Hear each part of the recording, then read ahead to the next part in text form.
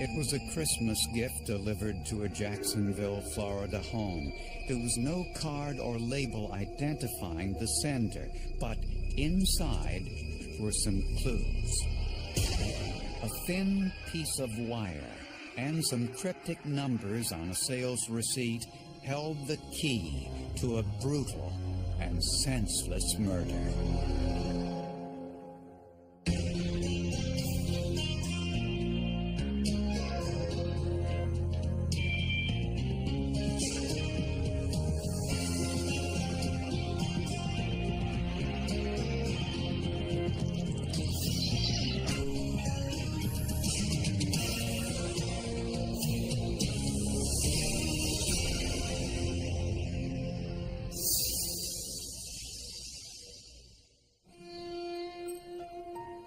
January 6th, 2001, was packing day for Lillian Jarvis and her 2 children.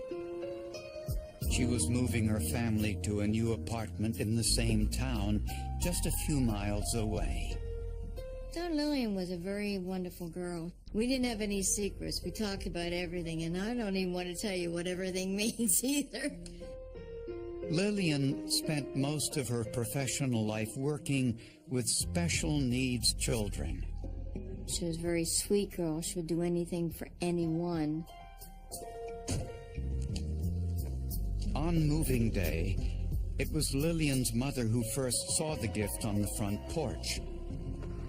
There was no card, just a note saying, "Sorry, it's late." She carried the package inside the house. Lillian was actually inside the bathroom packing some toiletries and things. Marjorie came back into the house with the package, kind of excited. Oh, look, there's a Christmas package here. And then everybody gathered around to see what it was. Inside was a green fisherman's tackle box.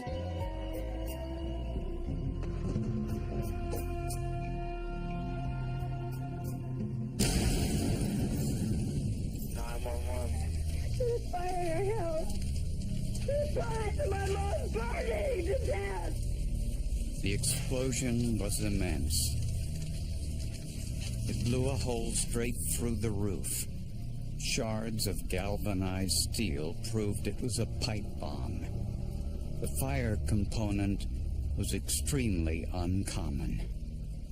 The impact of the bomb threw my daughter across the room.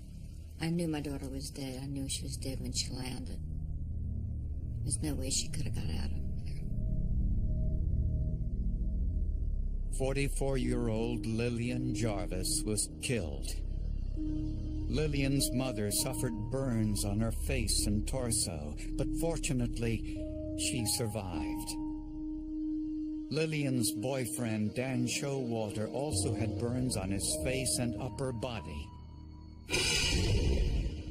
He lost the sight in one eye and sustained permanent hearing loss. Lillian's daughter was unharmed. It was very difficult to tell who the package was intended for. The package did not have a label on it that we were aware of, denoting who this present or package was intended for. A little child could have come by and picked it up and opened it, thinking it was a Christmas gift and not even thinking that it wasn't on their house or anything. I mean, children will do those things. Firefighters could smell the remnants of gasoline, making this an extremely unusual bomb. I think most bomb builders are revenge motivated, to get even with the victim or to kill the victim for some reason, some motive, other than just a random killing. Most of the individuals that do bombings are criminals. Basically think they're smarter than everybody else, but there's always one mistake they make that's gonna get them caught. Since the package didn't have a shipping label, it was most likely delivered by hand. But was Lillian the intended target?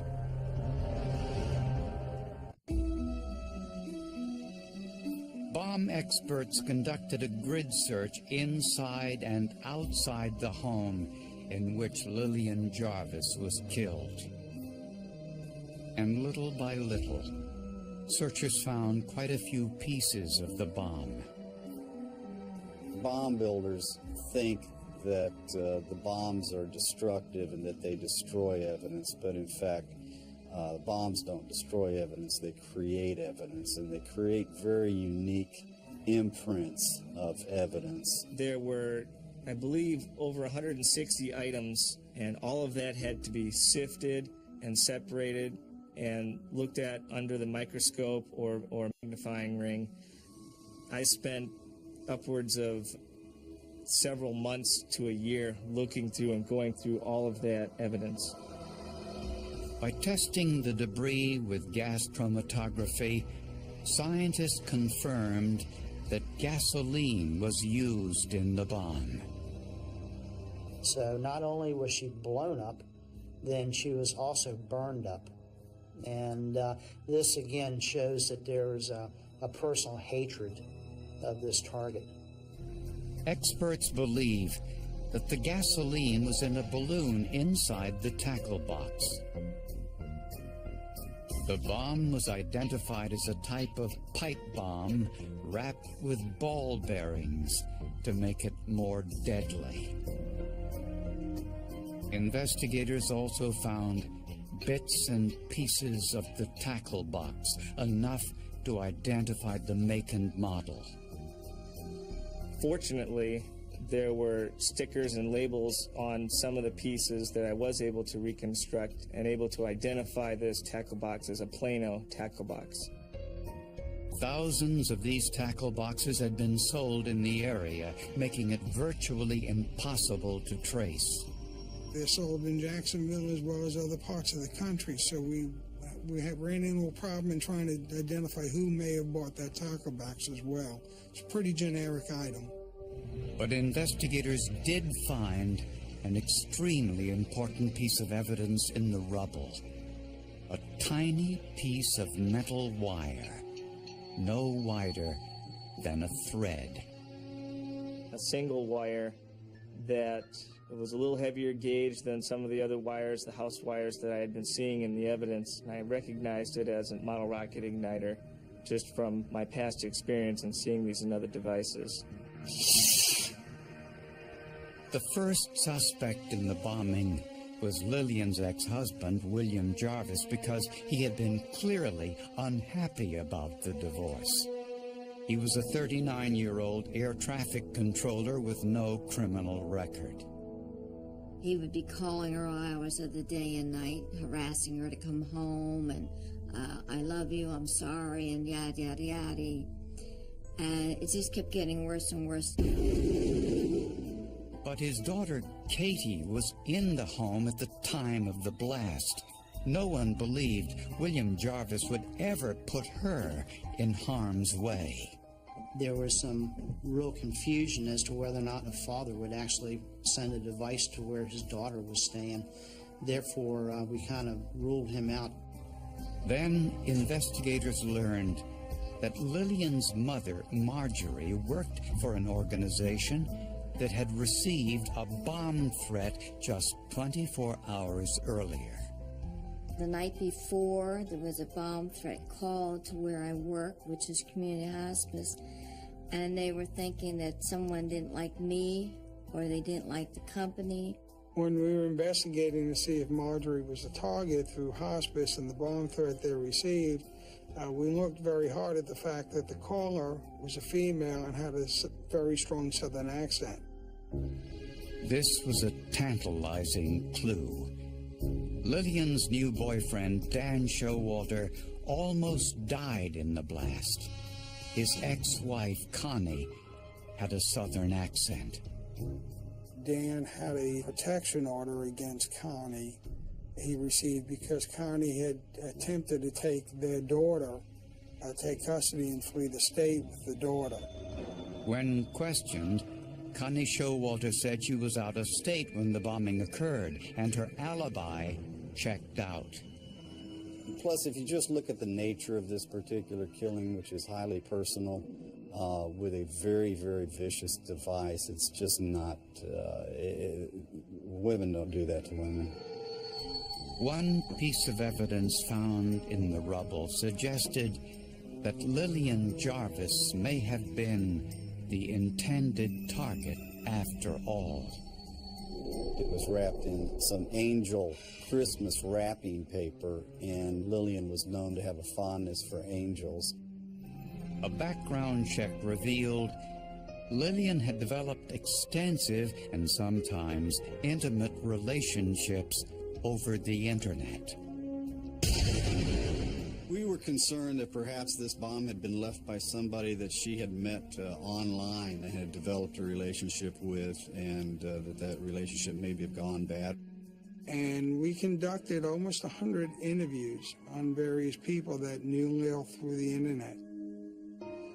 5 days after the bombing, friends and relatives held a candlelight vigil for Lillian Jarvis in a park nearby.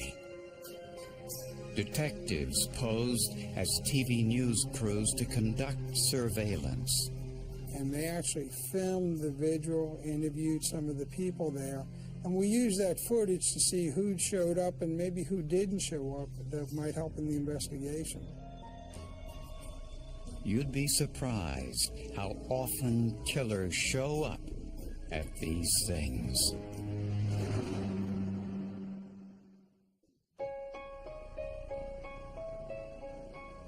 Bombing victim Lillian Jarvis developed many friendships online following her divorce. Investigators spoke to everyone on Lillian's buddy list and email address book, but all were virtual dead ends. Then they learned something suspicious. Just 2 days after the bombing, Lillian's ex-husband, William Jarvis, was due in court. He owed Lillian a considerable sum of money as part of their divorce settlement, and he had been refusing to pay. He was to be in court with a check for close to $44,000, cashier's check, to present to the judge for this money that he owed her. That was the date.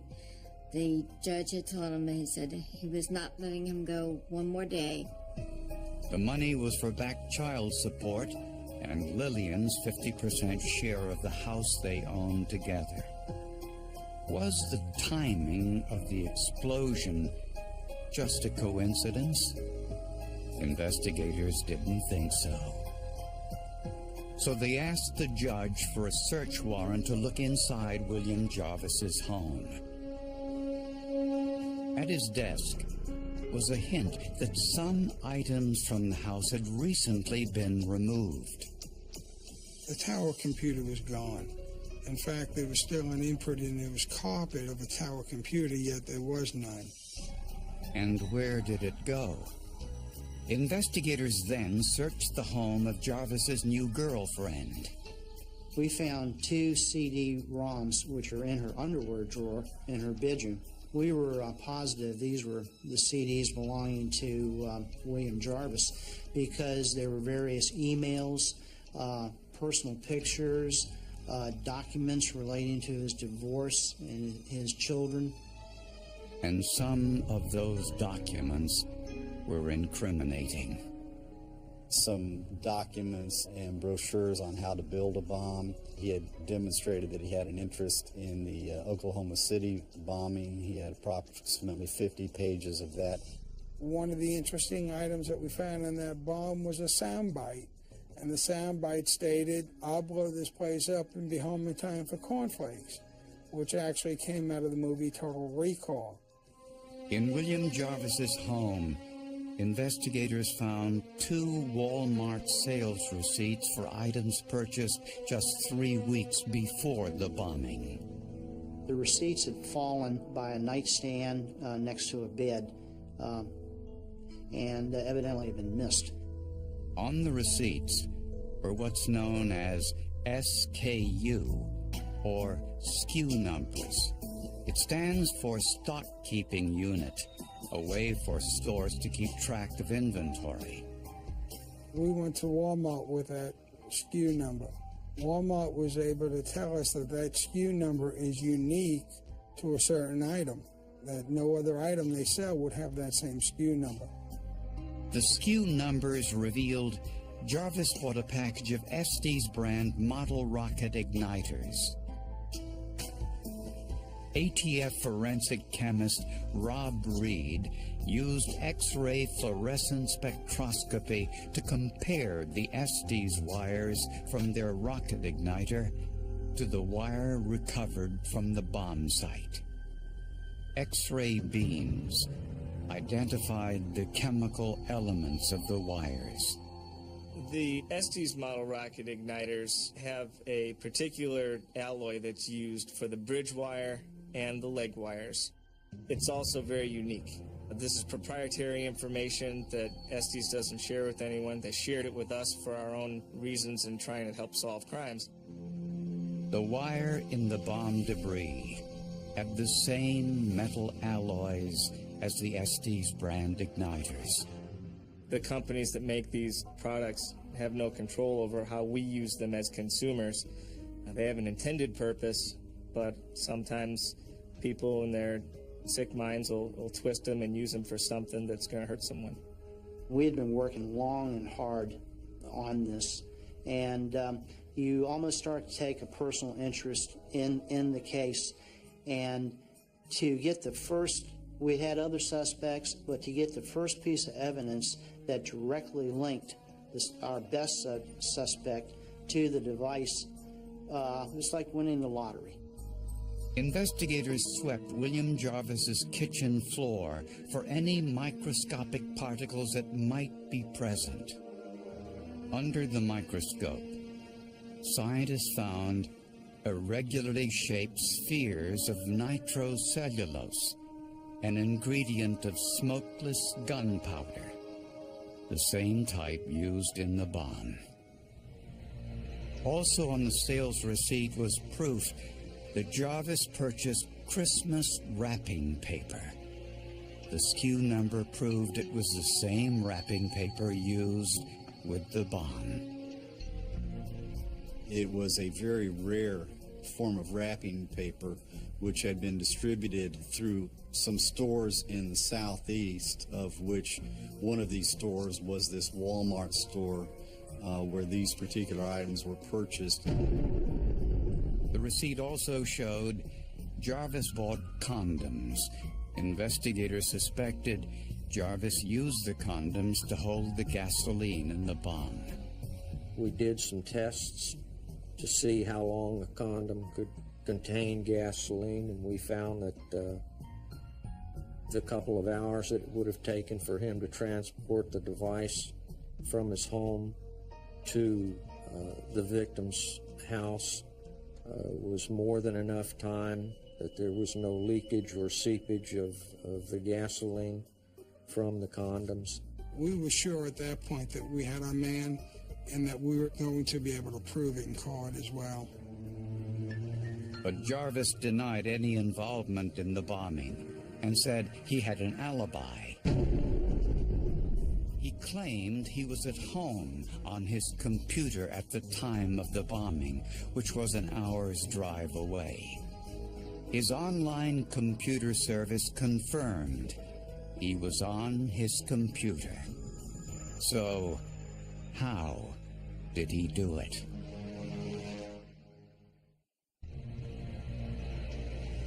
Prosecutors believe William Jarvis had two motives for killing his ex-wife Lillian.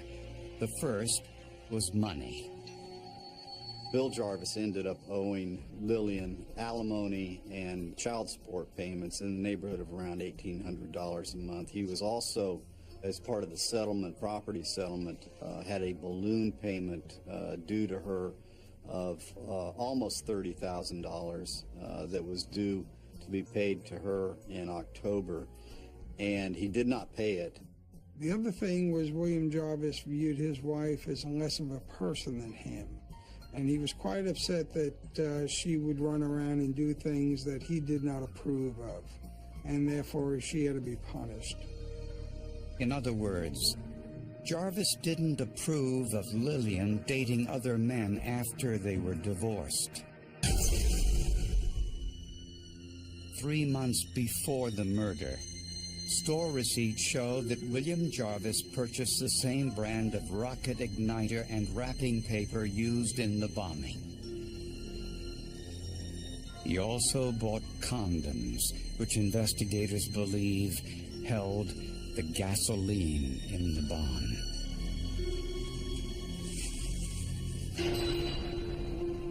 The evidence shows that Jarvis made the bomb on his kitchen table. Microscopic particles of smokeless gunpowder fell onto his floor. On the morning of the bombing, prosecutors believe Jarvis woke around 5 a.m. and logged onto his AOL account, possibly to establish his alibi. Then he drove to Lillian's house 40 miles away to deliver the bomb. Prosecutors don't believe Jarvis was home when his computer logged off AOL. They believe AOL ended his online session at 5:15 due to inactivity. Jarvis left the package on Lillian's doorstep around 6 a.m. He knew Lillian liked this kind of wrapping paper, so the children would know it was for her.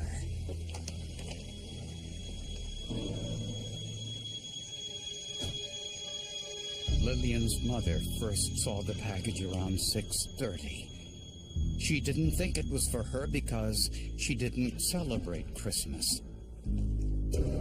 When she handed Lillian the package, no one except William Jarvis could have anticipated what would happen next.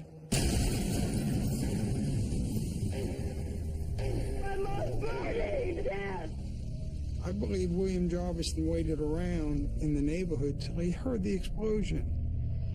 Then, instead of going home, he went to work 45 minutes before his shift started. We don't think he wanted to go back to his house fearing that people might be there waiting for him. Therefore, he had to be at work, and he just went to his normal routine of going to work, except he was early that day, which is unusual. William Jarvis's hatred for Lillian could easily have resulted in the death of his daughter Katie, had she been the one who opened the package. The last image of my daughter is seeing her standing by the sink, opening the gift that was wrapped for Christmas, and it exploded, and she was thrown in midair across the room, and everything went up in flames, including her. William Jarvis was tried and convicted of first-degree murder and arson. He was sentenced to 3 consecutive life terms in prison with no possibility of parole. The forensic evidence proves that Jarvis planned the bombing for months, but was convinced the explosion would destroy all the evidence. I'd say the most critical piece of evidence in this entire case was one tiny piece of wire that our lab technician found. And this tied him to the bomb. Without that one piece of wire, this case probably wouldn't have been solved. That was the smoking gun in this entire case, that one piece of wire. And that just goes to show that you may think you're smarter than the police, but you're not. Eventually we'll get you.